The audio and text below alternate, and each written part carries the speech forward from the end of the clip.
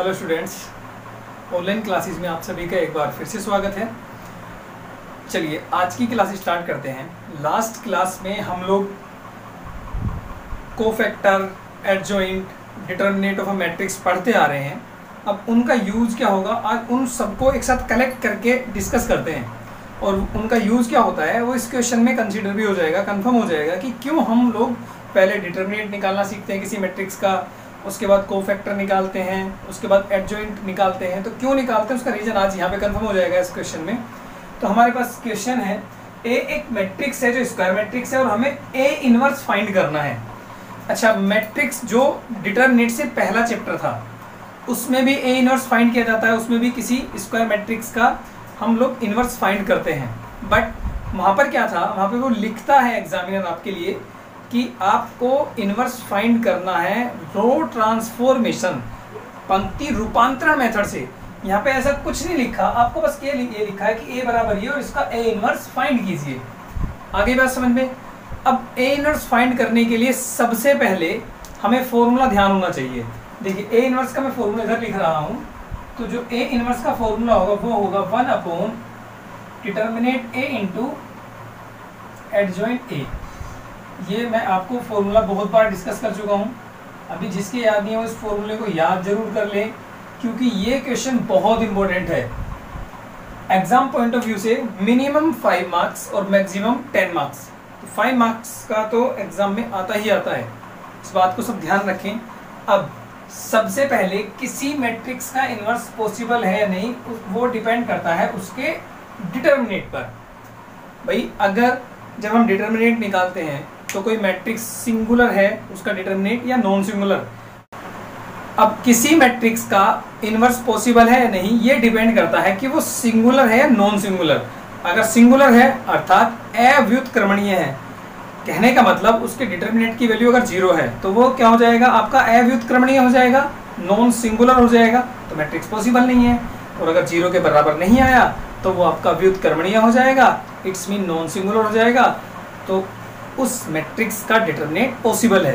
तो सबसे पहले क्या करना है, हमें ए का डिटर्मिनेंट निकालते हैं। चलिए तो सॉल्यूशन में सबसे पहले आप निकालते हैं डिटर्मिनेंट ए। तो डिटर्मिनेंट आ जाएगा आपका 3 2 1 0 -1 -2 -3 4 और आपका 2। ठीक है, तो डिटर्मिनेंट, अब डिटर्मिनेंट को हमें सभी खोलना आता है। 3 की रिस्पेक्ट में इसको ओपन करते हैं तो 3 कितना आएगा, ये आपका -1 -2 4 और 2। फिर -2 के रिस्पेक्ट में ये गया 0 -2 और -3 और 2, तो प्लस का 1। इसके रिस्पेक्ट में ये फर्स्ट रो गई, थर्ड कॉलम गया, तो 0 -1 और -3 और 4। फटाफट सोल्व करेंगे तो इसको जाएगा 3 इंटू, देखिए ये आ जाएगा 2 माइनस के और 4 दूनी 8 प्लस के -2 इंटू 0 और माइनस माइनस प्लस, लेकिन माइनस फॉर्मूले वाला 2 दिया 6 प्लस 1 4 तो 0 माइनस माइनस प्लस, लेकिन माइनस फॉर्मूले वाला 3 निकल 3। तो ये हो जाएगा 6 8 में से 2 गए 6 3 18 पॉजिटिव, माइनस के 6 और ये भी माइनस के, तो माइनस माइनस प्लस 6 दूनी 12 और माइनस के 3 12 और 18 27 30 30 में से 3 गए 27। तो ये हो जाएगा आपका बराबर 27 और डज नॉट इक्वल्स टू 0। इसका मतलब क्या रहा कि ए क्या है भाई, क्योंकि ये 0 के बराबर नहीं है, इसका मतलब ए एक नॉन सिंगुलर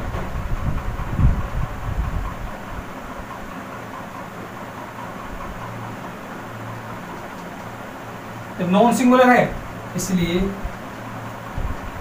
ए का इनवर्स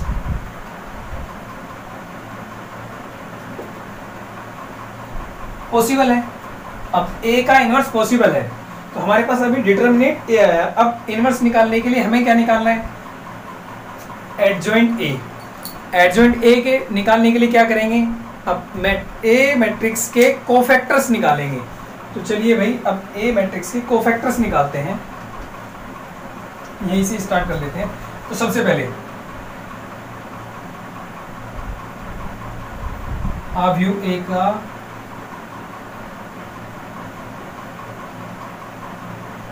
कोफैक्टर्स।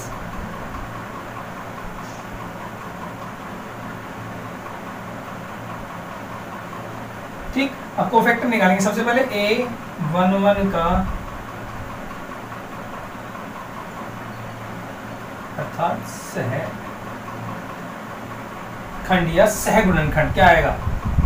अब सोचो, जब A11 का निकालेंगे तो क्या बताया था प्रोसेसर, भाई जिस रो में A11 ये तो आपका जिस रो में है वो रो कैंसिल, जिस कॉलम में वो कॉलम कैंसिल, तो क्या बचेगा आपका, ये बचेगा, यही तो बचेगा। इसकी मल्टीप्लाई इसमें और इसकी इसमें, तो सबसे पहले क्या बचेगा आपका, चलो लिख देते हैं भाई, आपको एक बार कंफर्म हो जाएगा। तो -1 -2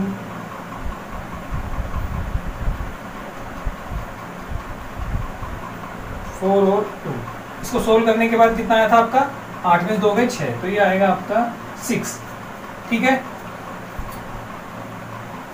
तो A11 का कोफैक्टर आया आपका 6। नेक्स्ट A12 का कोफैक्टर या सहखंड बराबर कितना आएगा। अब A12 देखो, 2 वाली रो जाएगी और 2 वाला कॉलम जाएगा, तो रिमेनिंग क्या बचेगा, 0 -2 -3 और 2। जिस भी मतलब जैसे यहाँ पे हम जो प्लेस देते हैं A11 A12, जिस रो में और जिस कॉलम में वो एलिमेंट आता है, एग्जिस्ट करता है, उस रो के और उस कॉलम के एलिमेंट को हमें नहीं लेना होता। तो 0 -2 -3 और 2, ये इसको सोल्व किया था, कितना आया था आपका, -6। ठीक है, नेक्स्ट आएगा आपका कितना, A13। तो A13 यहाँ पे ले लेते हैं।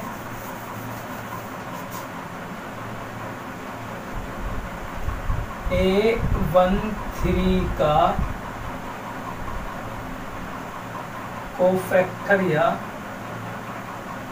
सहखंड।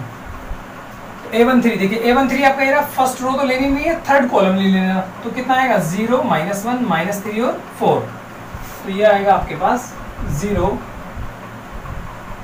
-1 -3 और 4। सोल्व करने के बाद कितना आया था भाई, इसको देखिएगा, ये आया था आपका -3। नेक्स्ट, अब A21 का कोफैक्टर या सहखंड, A21 देखिए, 0 वाली रो नहीं लेनी है और जिसमें कॉलम है वो वाला कॉलम नहीं लेना, तो कितना बचेगा, 2 1 4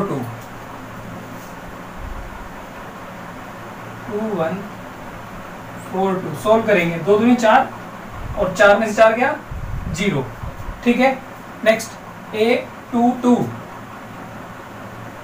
का कोफैक्टर या सहखंड बराबर, A22 आपका सेकंड रो नहीं लेनी और सेकंड कॉलम नहीं लेना, तो क्या उन बचेगा, 3 1 -3 और 2, 3 1 -3 और 2, ये बच जाएगा 2 3 6। अब देखिए 2 3 6 और 3 माइनस प्लस बन जाएगा, तो 6 3 9। नेक्स्ट है आपका A23 का सहगुणनखंड या कोफैक्टर बराबर कितना आएगा। अब देखिए 2 3 मतलब दूसरी रो तीसरा कॉलम कैंसिल, तो कौन बचा, 2 3 -3 और 4, ये बचा 3 2 -3 और 4। सोल्व कीजिए, 4 3 12 और 2 3 6, प्लस का हो जाएगा क्योंकि एक माइनस है, तो 12 और 6 आपका कितना आ गया, 18। ठीक, नेक्स्ट आएगा आपका A31 का कोफैक्टर या सहखंड बराबर, A31 मतलब तीसरा रो पहला कॉलम, तो तीसरी रो पहला कॉलम कैंसिल, 2 1 -1 और माइनस का 2, तो 2 1 माइनस का 1 और माइनस का 2। सोल्व कीजिए, ये माइनस का लेकिन ये प्लस का बन जाएगा, 2 दूनी 4 माइनस के, ये बन गया प्लस का, तो माइनस के 4 में से प्लस का जाएगा, तो माइनस के 3। ठीक है, थोड़ा सही से लिख दीजिए। नेक्स्ट है आपका A32 का कोफैक्टर या सहखंड, मींस क्या हुआ, 3 2 तीसरी रो दूसरा कॉलम, तो तीसरी रो गई दूसरा कॉलम गया, 3 1 0 -2, 3 1 0 और -2। सोल्व करेंगे, इसी की मल्टीप्लाई तो 0 बन जाएगा, तो माइनस के 2 3 6, फिर A33 का सहगुणनखंड या कोफैक्टर आएगा कितना, 3 3 तीसरी रो तीसरा कॉलम, तीसरी रो तीसरा कॉलम कैंसिल, 3 2 0 -1, तो 3 2 0 और माइनस का 1 सोल्व कीजिए। ये तो 0 गया, माइनस का 3। ठीक, अब ये हमने कोफैक्टर निकाले, उसके बाद हमें साइन चेंज करने। अब साइन चेंज करने का देखिए मैंने आपको बताया था कि प्लेस को ऐड कर लो, even odd even odd, even वाले पे प्लस ओड वाले पे माइनस, या 3/3 के हमेशा ध्यान रखें प्लस से स्टार्ट करें, प्लस माइनस मतलब इसमें प्लस की इसमें माइनस की। तो सोचो इसमें प्लस की 1 और 1 2 तो इवन आया, 1 और 2 3 ओड आया तो माइनस की मल्टीप्लाई होगी। तो यहाँ पर प्लस इसमें माइनस ही करेंगे तो प्लस बन जाएगा, तो प्लस माइनस फिर प्लस फिर माइनस फिर प्लस फिर माइनस फिर प्लस फिर माइनस फिर प्लस। ठीक है, अब ये हमारी मल्टीप्लाई भी हो गई। तो स्टार्ट करेंगे सब प्लस से स्टार्ट करना है, प्लस माइनस की मल्टीप्लाई फिर प्लस फिर माइनस फिर प्लस फिर माइनस फिर प्लस फिर माइनस फिर प्लस। ठीक है, ये आपका साइन चेंज करने का तरीका। अब आपका क्या बनेगा, अब एक नया मैट्रिक्स बनेगा C, जो हमारे ये बन के आए हैं कोफैक्टर्स, इनकी हेल्प से। तो 6 A11 की जगह 6 आएगा, A12 की जगह प्लस का 6 आएगा, तो 6 और माइनस का 3। ठीक है, फिर आएगा 0 9 और माइनस के 18, फिर आएगा माइनस के 3 6 और माइनस के 3। ये हमारा सहखंड आव्यूह बना, ए का जो सहखंड आव्यूह बना वो बन के आया। हमें चाहिए एडजॉइंट ए, तो जो एडजॉइंट ए आएगा हमारा वो आएगा सी का ट्रांसपोज। तो सी का ट्रांसपोज जब करेंगे तो कितना आएगा, रो को कॉलम में, कॉलम को रो में चेंज करो, तो ये कॉलम बन जाएगा 6 6 माइनस 3 0 9 माइनस के 18 माइनस के 3 6 और माइनस के 3। ये बन गया हमारा एडजॉइंट ए। अब क्या चाहिए हमें, हमें चाहिए ए इनवर्स। तो फॉर्मूला लगाइए, बिकॉज ए इनवर्स बराबर कितना होता है 1 upon determinant A into adjoint A. ये हमारा हो गया फॉर्मूला ए इनवर्स का। ठीक है, आगे बात समझ में। तो बस अब फॉर्मूले में वैल्यूज रख दीजिए, फॉर्मूले में वैल्यूज रख दीजिए और हमारा सॉल्यूशन हमें मिल जाएगा। चलिए तो वैल्यूज रखते हैं भाई, इधर से रफ कर दूं।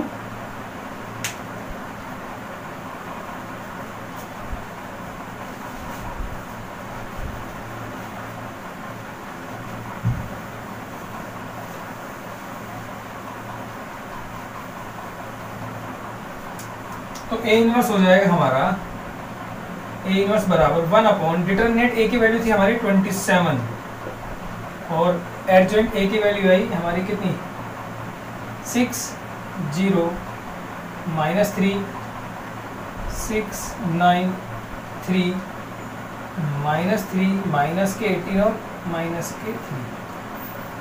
अब देखो पूरे डिटरमिनेंट में 3 कॉमन है, हर एलिमेंट में 3 कॉमन है, सॉरी पूरे मैट्रिक्स में। डिटरमिनेंट में तो हर रो में कॉमन या हर कॉलम में कॉमन करना होता है, लेकिन पूरे मैट्रिक्स में आप ध्यान से देखेंगे पूरे मैट्रिक्स में 3 कॉमन ले लेंगे।